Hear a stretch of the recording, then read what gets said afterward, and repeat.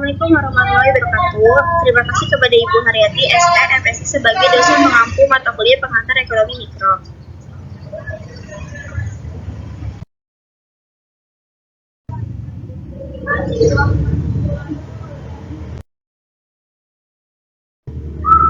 Kami dari kelompok 1 akan menyampaikan hasil diskusi kami yang berjudul permintaan dan penawaran.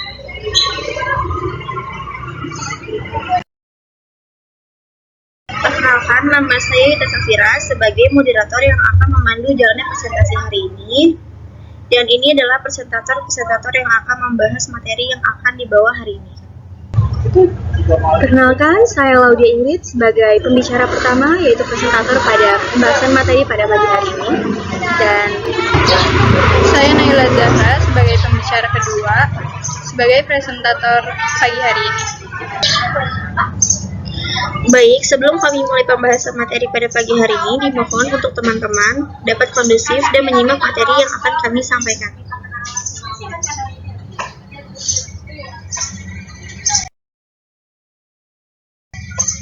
Latar belakang. Dalam kegiatan ekonomi, interaksi antara konsumen dan produsen adalah hal mendasar. Konsumen menciptakan permintaan atas barang dan jasa, sementara produsen menyediakan penawaran. Pertemuan antara permintaan dan penawaran membentuk mekanisme pasar yang menentukan harga dan jumlah barang. Hukum permintaan dan penawaran menjelaskan sebagai fenomena ekonomi dan fluktuasi harga dapat dianalisis melalui faktor-faktor yang mempengaruhi kurva, pergeseran dan pergerakannya, serta kondisi kelebihan permintaan excess demand dan kelebihan penawaran excess supply.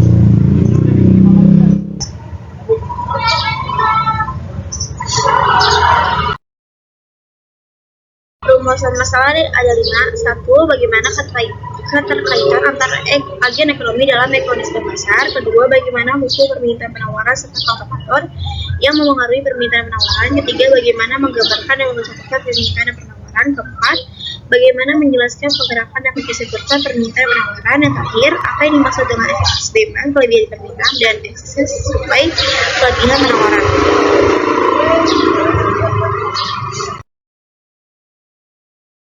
Tujuan penulisan. 1. Menjelaskan keterkaitan antara agen ekonomi dalam kegiatan ekonomi. 2. Memahami hukum permintaan dan penawaran serta faktor-faktor yang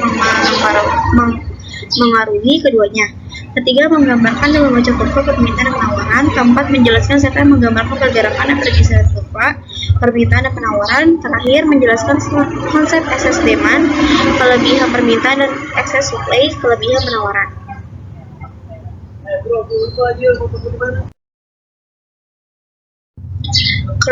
Keterkaitan antara agen ekonomi.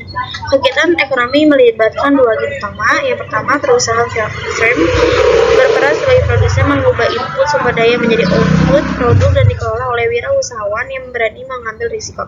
Kedua, rumah tangga household berperan sebagai konsumen, menciptakan permintaan atas barang dan jasa. Interaksi timbal balik antara permintaan rumah tangga dan penawaran perusahaan membentuk mekanisme pasar. Perusahaan memproduksi barang yang dibutuhkan rumah tangga, sedangkan perusahaan bergantung pada rumah tangga untuk menjual produknya. Baik, selanjutnya adalah materi terkait permintaan yang akan dijelaskan oleh Laudia.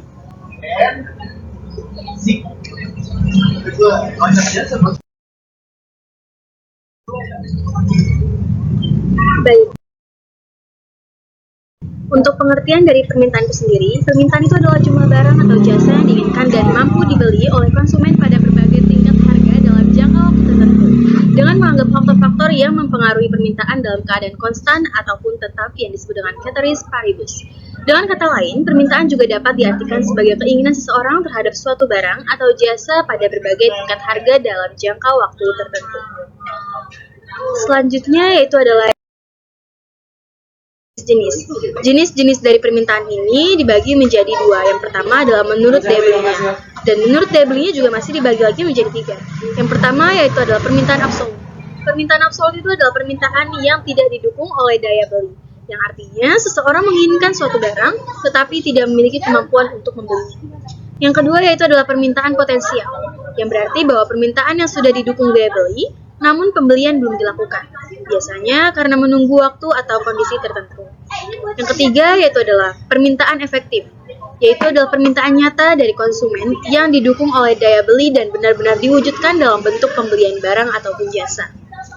Selanjutnya ada permintaan menurut pelakunya yang dibagi menjadi dua, yaitu adalah permintaan individu yang berarti bahwa permintaan dari seorang konsumen atau individu terhadap suatu barang ataupun jasa tertentu pada tingkat harga dan waktu tertentu.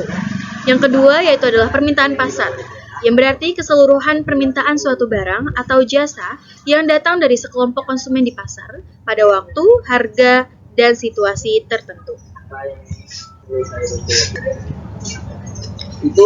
Selanjutnya itu adalah hukum permintaan. Hukum permintaan ini adalah yang mengartikan bahwa jikalau harga turun, maka jumlah permintaan akan naik, dan jikalau harganya naik, jumlah permintaannya akan turun, dan konsumen beli lebih banyak saat harga murah. Selanjutnya yaitu adalah faktor-faktor yang mempengaruhi permintaan. Yang pertama yaitu adalah pendapatan konsumen, yang kedua selera atau preferensi, yang ketiga harga barang, substitusi dan komplement, yang keempat ekspektasi konsumen, dan yang terakhir adalah jumlah pembeli. Selanjutnya adalah terkait kurva permintaan. Bisa terlihat dari gambar yang sudah diterterakan, kurva permintaan ini menunjukkan hubungan terbalik antara harga dan jumlah barang yang diminta. Sederhananya, semakin rendah harga suatu barang, semakin banyak juga barang yang akan dibeli oleh konsumen. Penurunan harga mendorong konsumen yang sudah ada untuk membeli lebih banyak dan juga menarik konsumen baru untuk membeli. Namun, perlu diingat bahwa permintaan tidak hanya dipengaruhi oleh harga saja. Faktor lain seperti pendapatan juga sangat berperan. Saat pendapatan naik, konsumen cenderung membeli lebih banyak barang. Selanjutnya yaitu adalah pergeseran kurva permintaan. Pergeseran permintaan ini merupakan perubahan jumlah barang atau jasa yang dibeli, baik lebih banyak maupun lebih sedikit, yang terjadi karena adanya pengaruh dari berbagai faktor selain harga. Kenaikan permintaan terjadi ketika jumlah barang atau jasa yang dibeli meningkat akibat turunnya harga. Sedangkan penurunan permintaan adalah berkurangnya pembelian karena adanya kenaikan harga. Pergeseran kurva permintaan sendiri dapat bergerak ke arah kanan ataupun ke arah kiri. Hal ini dapat dipengaruhi oleh berbagai hal, seperti harga sumber daya, perkembangan teknologi, tingkat pendapatan, jumlah penjual, ekspektasi di masa mendatang, kebijakan pajak, serta adanya perubahan pada jumlah produksi barang yang ditawarkan. Iya benar telepon cuy. Baik, selanjutnya adalah materi terkait penawaran yang akan dijelaskan oleh Ayah. Materi selanjutnya yaitu tentang penawaran. Pengertian penawaran secara umum adalah jumlah barang yang produsen ingin tawarkan atau jual pada berbagai tingkat harga selama satu periode tertentu dengan menganggap faktor-faktor yang memengaruhinya itu tetap. Atau penawaran juga dapat diartikan sebagai jumlah keseluruhan barang dan jasa yang ditawarkan atau ingin dijual oleh produsen di pasar pada harga tertentu dan waktu tertentu.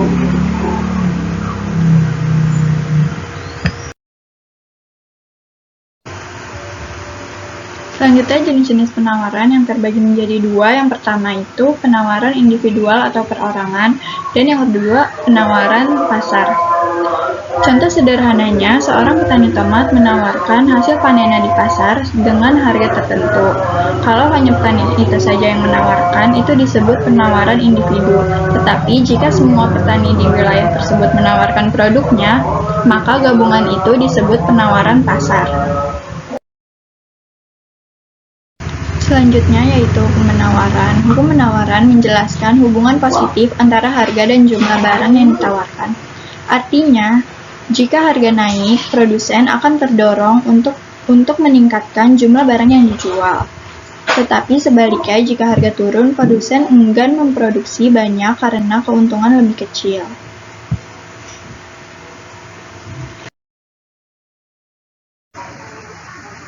Selanjutnya ada faktor-faktor yang mempengaruhi penawaran. Yang pertama, yaitu biaya produksi. Jika biaya bahan baku atau tenaga kerja naik, maka produsen akan rugi, sehingga produksi berkurang dan penawaran pun turun. Lalu yang kedua yaitu teknologi. Teknologi baru membuat produksi lebih cepat, efisien, dan murah. sehingga produsen bisa tawarkan lebih banyak barang. Lalu yang ketiga, ekspektasi harga. Ekspektasi harga di sini maksudnya yaitu produsen punya perkiraan tentang harga di masa depan. Jika mereka memperkirakan harga akan turun, biasanya mereka menunda penjualannya karena menunggu waktu yang dianggap lebih menguntungkan. Lalu yang terakhir yaitu kebijakan pemerintah. Subsidi membuat biaya produksi lebih ringan sehingga penawaran akan naik. Lalu jika pajak membuat biaya semakin berat, maka akan membuat penawaran turun.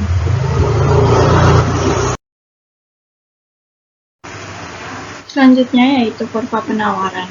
Kurva penawaran menunjukkan hubungan positif antara harga dan jumlah barang yang ditawarkan oleh produsen.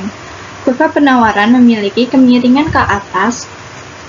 Ini berarti semakin tinggi harga suatu barang, maka semakin banyak jumlah barang yang bersedia dijual oleh produsen.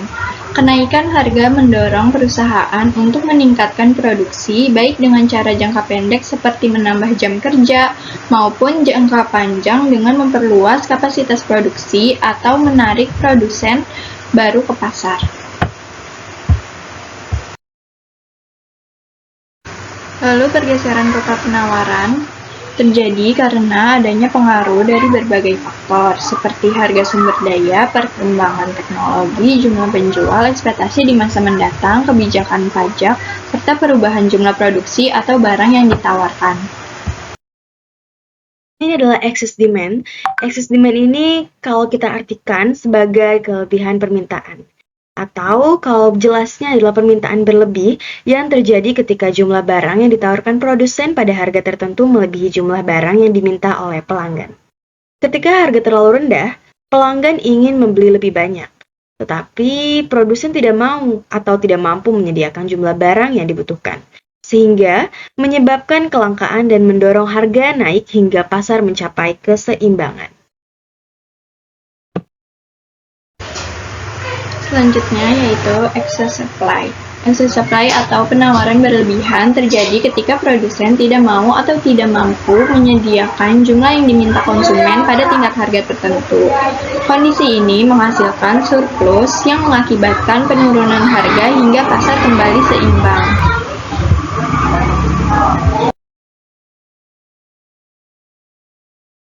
Studi kasus kenaikan harga beras di Indonesia periode 2023 sampai 2024. 1. Hubungan antara pelaku ekonomi, rumah tangga, konsumsi dan kerja, perusahaan produksi dan bayar upah, pemerintah, akur dan pungut pajak, luar negeri, ekspor, impor, semua saling terhubungi. Yang kedua, hukum permintaan dan penawaran serta faktor-faktor yang berpengaruh harga turun, permintaan naik, harga naik, penawaran naik.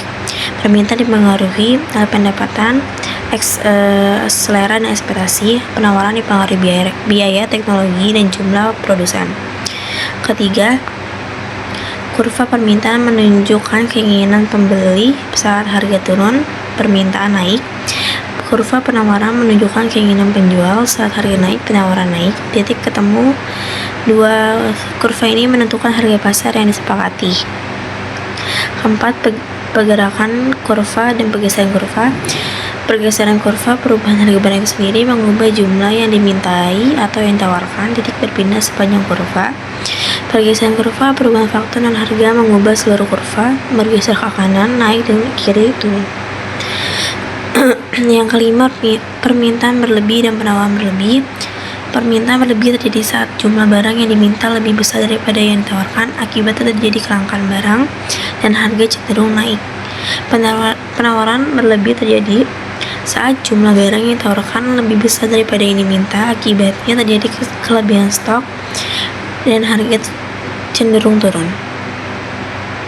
Keduanya menunjukkan ketidakseimbangan pasar dan mendorong penyelesaian harga menuju titik keseimbangan. Kesimpulan berdasarkan pembahasan yang telah diuraikan dapat disimpulkan bahwa sistem pasar dalam lingkup ekonomi kecil sangat dipengaruhi oleh hubungan antara pembeli, penjual, dan pihak berwenang. Sistem pasar beroperasi melalui interaksi pembeli, penjual, dan pemerintah yang diatur oleh hukum permintaan dan penawaran. Permintaan dipengaruhi oleh pendapatan dan selera, sementara penawaran dipengaruhi oleh biaya produksi dan teknologi. Dinamika ini digambarkan dalam kurva yang menunjukkan hubungan harga dan jumlah. Ketidakseimbangan pasar dapat terjadi namun akan selalu beradaptasi. Contohnya adalah kenaikan harga beras, di mana pemerintah melakukan investasi saat penawaran menurun untuk menjaga stabilitas harga.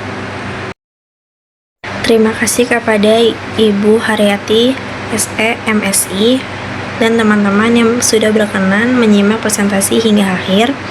Harapan kami diskusi ini bisa memberikan ilmu yang baik kepada kita semua ke depannya. Maaf apabila ada kesalahan dan kekurangan. Terima kasih. Wassalamualaikum warahmatullahi wabarakatuh.